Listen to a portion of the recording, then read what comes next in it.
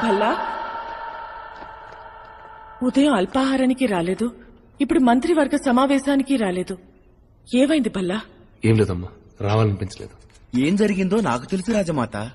ఏం జరిగింది? వాస్తు దోషం. వాస్తు దోషమా? అవునమ్మా, ఈశాన్యంలో కొత్తగా బరువు వచ్చి పడింది. చూపించమంటారా? ఎక్కడి ఏమంటున్నారు మీరు?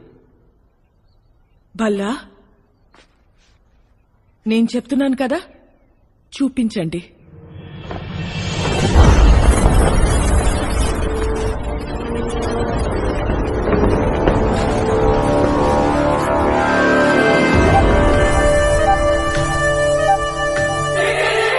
అందమే అసూయపడేలా ఉన్న ఈ అందాల రాశి ఎవరు?